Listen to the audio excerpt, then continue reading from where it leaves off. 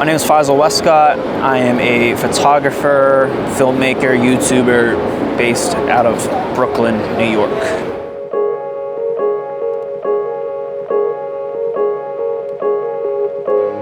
Picked up a camera as a kid from my dad. So my dad was into photography for a long time. He actually wanted to be a photographer when he, as like a profession, but couldn't because back then it wasn't an ideal job pursuit, you know? So you could never become a professional photographer, but he still had a passion for photography. And when we went on like family trips, I would always try to get the camera from him and use it. I think for me, photography, not out of coincidence, coincided with travel at the same time because I was in new places and I found that the camera was a cool way to express myself in that new environment, even as like a little kid, which was interesting. My first camera was a Nikon D3300. It was a camera we bought at Costco. Growing up in the city, Boston, where I'm originally from, I think naturally led me to street photography because I would bring the camera out and shoot around where I lived.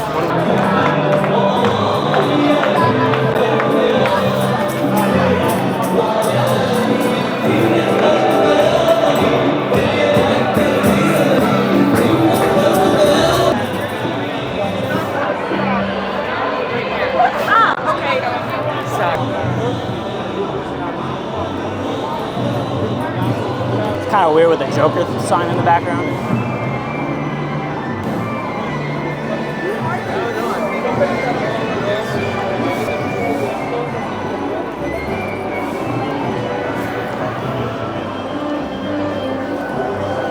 I really only started to take photography seriously in high school.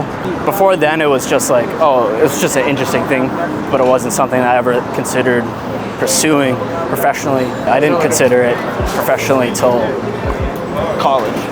I didn't go to school for photography. I say self-taught, but that's not even true because I've been taught by so many people. I did take a photography class in high school, and that was a film-only photography course.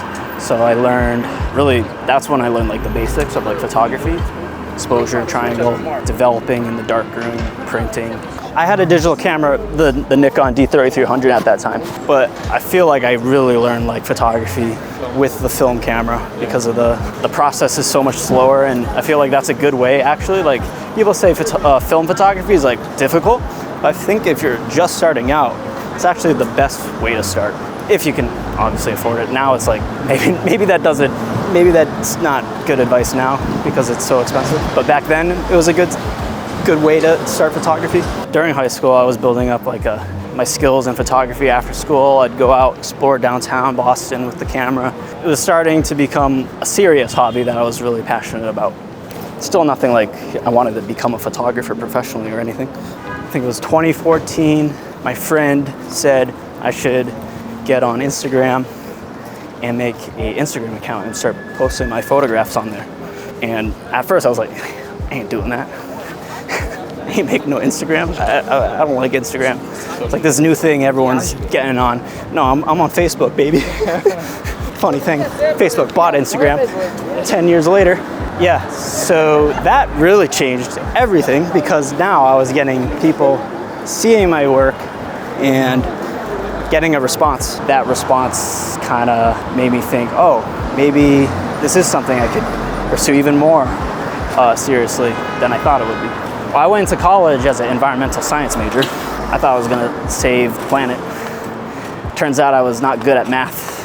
So I was, as a freshman, I was studying environmental science. I was going to a college, middle of Massachusetts, UMass Amherst. I felt like I wasn't in the right career path. It's not truly in my soul what I wanted to pursue. I really felt at that time, like because I was taken outside of the city physically. All I wanted to do was be in the city taking photos. And I went to New York in 2014, or was it 2015? No, 2014, no, it is. 2016.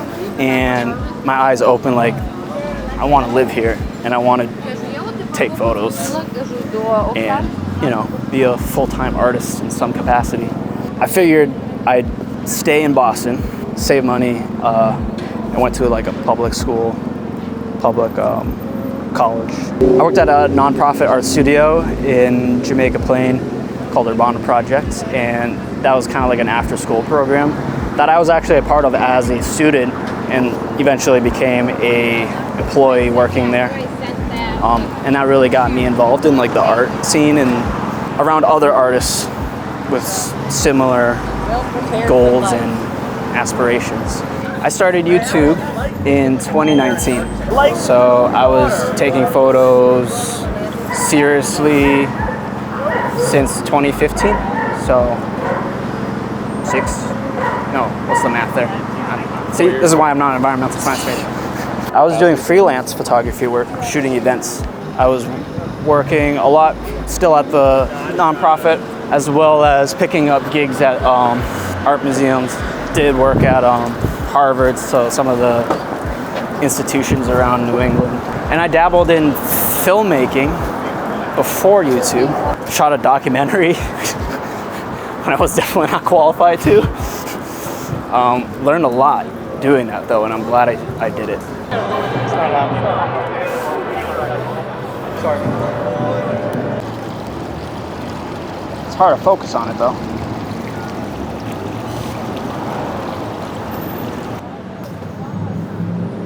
I saw her walking through. She had the blue and it was perfect.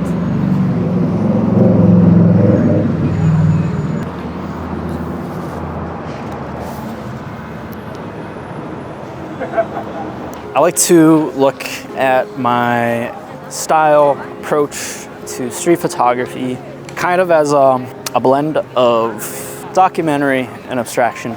I'm not necessarily looking to make any kind of story from whatever I photograph. I am drawn to like moments and stories that I do see, and I'll photograph that stuff when I see it. But I think I'm more drawn to the aesthetic than a particular story or person in a moment happening. And if you look at my stuff recently, I always usually have a human element in my work, just because I find people in my photos, like it adds some human touch to whatever scene I'm looking at. But yeah, my style, I don't know if there's like a really good word or like descriptive thing to use, but it's somewhere in between abstraction and documentary, I would say. In terms of like the greats, I would say Ernst Haas and Harry Grayart are like two photographers, and their work kind of matches what I strive for. Both of them have a really good sense of like abstraction in their work, but their work is also documentary. They're documenting the streets, political events, places they're traveling to, but it's not so much a focus on like the moment and the person and the things happening. It's like an equal balance of that and color, shadow, light, aesthetic, which I really like. Yeah, I like going into different things. Like I don't want to pigeonhole myself into just shooting street photography and like having to only photograph big cities.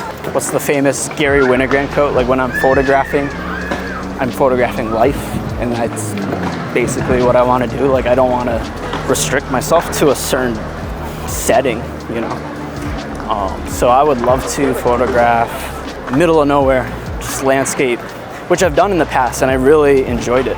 Like Morocco, right? Yeah, so when I went to Morocco, and there's some photographs we can show on the screen now. Like that was just of like the desert landscape, and I don't know, it clicked for me. Like, oh, like photography can be anywhere.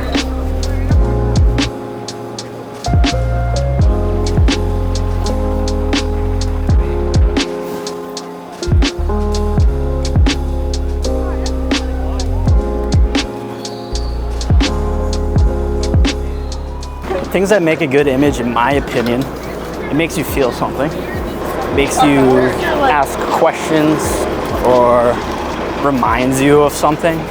Yeah, I feel like those are the kind of images I want to take, is like images that have some feeling to them or make you feel something. Then at the end of the day, I think photography and art in general, it's all subjective. And what really matters, I guess, in terms of what's good is whether or not you like the photograph, because I think at the end of the day, it's all self-expression. Whatever you put out into the world doesn't necessarily have to resonate with everyone else, and it shouldn't. I think social media makes it very easy for photographers, especially young photographers, to think that they have to post photographs that other people will like. And when you're doing that, you're not expressing yourself at that point. You're getting sidetracked by a mirror.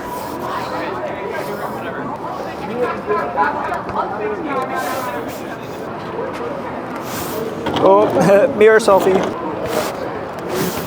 What was it saying? Yeah, a lot of photographers, they feel like they're just posting for other people, and they're not posting what they feel in their soul, like what they genuinely like. At that point, you're not really expressing yourself. You're photographing for other people, which, I mean, if that's your goal, then yeah, that's fine, I guess. So in the end, I think what makes a good photograph really comes down to whether or not you feel like you fully express what you wanted to say in that image. If you like it, it doesn't really matter what everyone else thinks.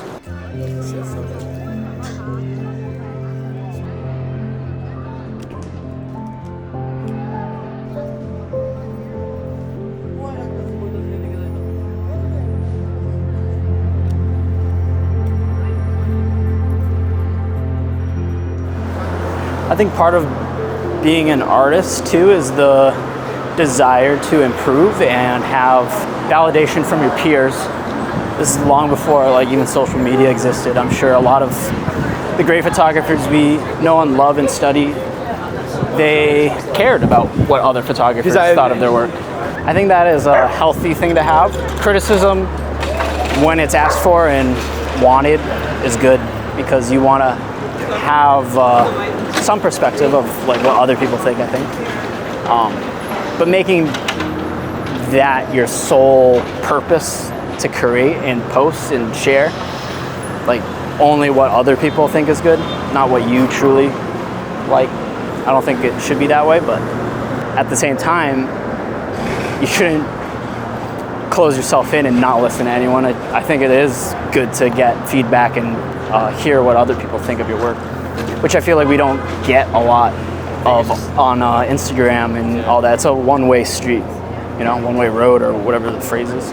Yeah, there's places for it online and in person. Probably the best is in person, because you're having a conversation with someone, you pick up nonverbal things, you know, that you can see when you're talking to someone face to face, versus, you know, online tone sometimes doesn't get translated and you can take it the wrong way or whatnot. But you have to find those places and those opportunities. It's not so easy to just post online and only get compliments. I feel like YouTube has really helped me build up a thick skin in terms of like not caring so much about what people think, specifically people I don't even know. You know, it's usually those people who will comment unsolicited criticism and opinions and advice that I didn't ask for. Complete strangers that have nothing else to do.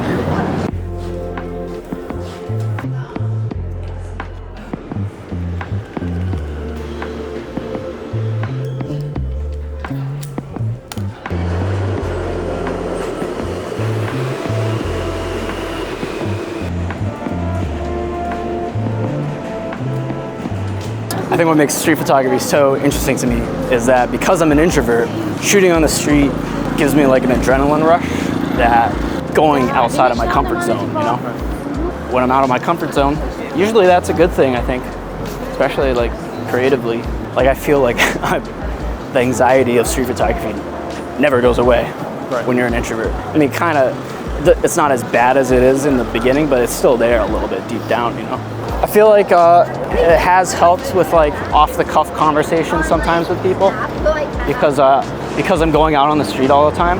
I'm kind of like putting myself in those opportunities to have random conversations with people. That helps a lot, you know.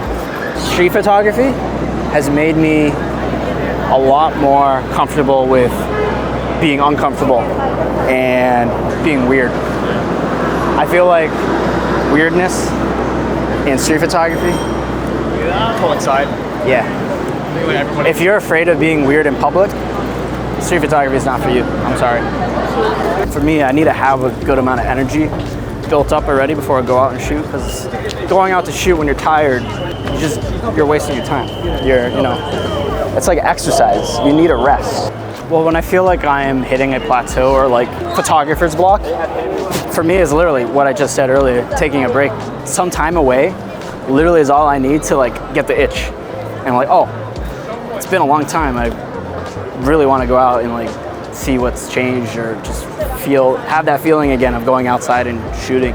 Travel is such an easy way to, I say easy, but it's not the most accessible thing to a lot of people. But if you have the privilege to travel, going somewhere new, it's so invigorating, I think, to inspiration. Because at the end of the day, for me, like street photography is photographing how you see things and how you interpret and perceive like the place that you're in.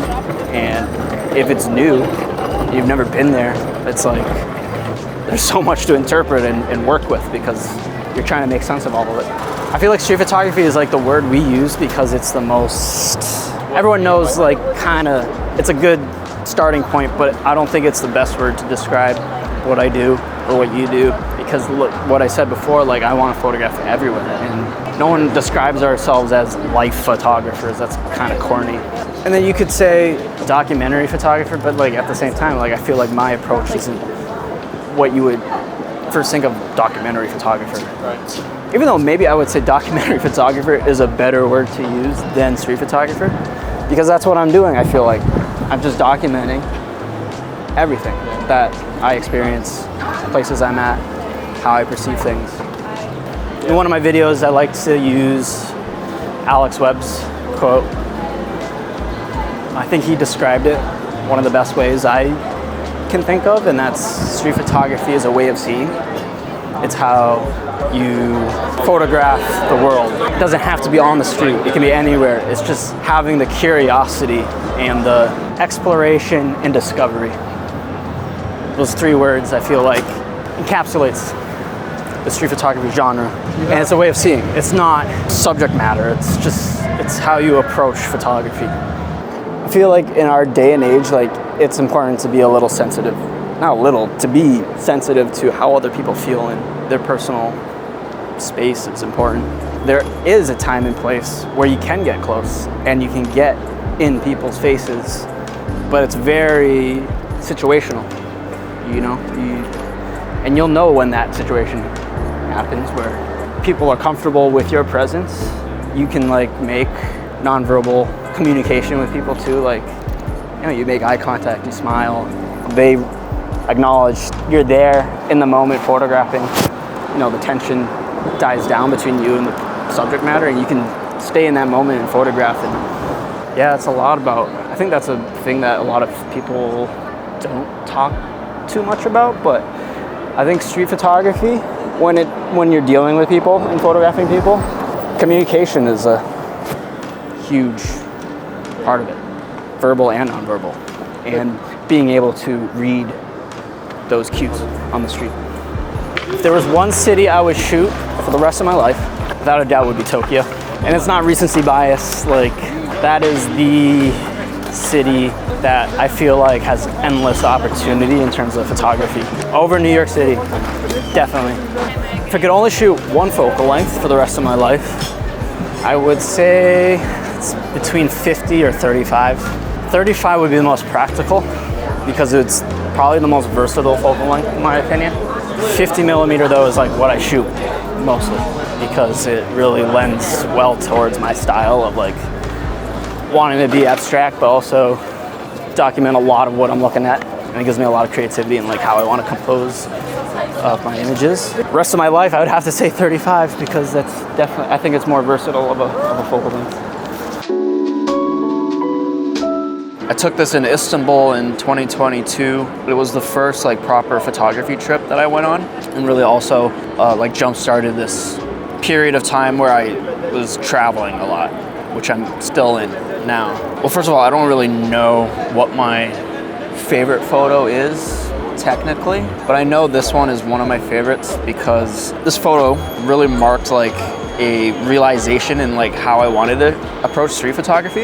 At first I was more people focused in my work. I was using wider lenses. I wasn't really connecting with it, and I wasn't taking photos I was like really happy about. And when I got this photo, in the moment I was so happy that I got it, because like it was exactly the kind of image, or the kind of images that I wanted to make and continue to make. So this was in Morocco, 2023, February. So I like this photo as well because it marked a significant realization in my work, where I don't want to limit myself to just shooting quote unquote street photography, that I can dive into other things such as landscape photography and take my eye and approach to how I see the world to anywhere, I guess. And this was a photo that kind of came from a mistake, because I had the shutter speed set way too slow when I was pointing the camera outside of the window. We were driving through the Sahara Desert in Morocco.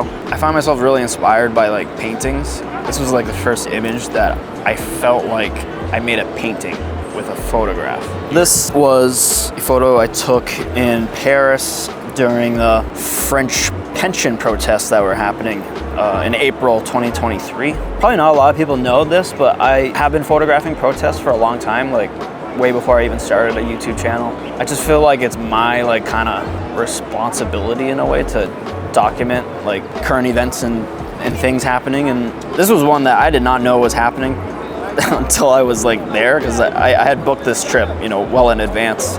Anyways, I really like this on a technical standpoint. One, I have the lady with the umbrella in the foreground in the bottom right. I have the cops kind of like conversing with each other. Like you can see one guy's face, and I don't know, just kind of like the zip tie like attached to the guy's back. Way off in the distance, you see one of these buildings. So there's just like leading lines that carry you throughout the whole image. In the middle, there's this guy on top of a dumpster protesting. You know, the way these arches go, they lead you right to him. So this is a photo I'm very proud of in terms of like a technical, compositional standpoint. And it was one of those instances where I saw the guy way off in the distance. I saw the cops in front of me.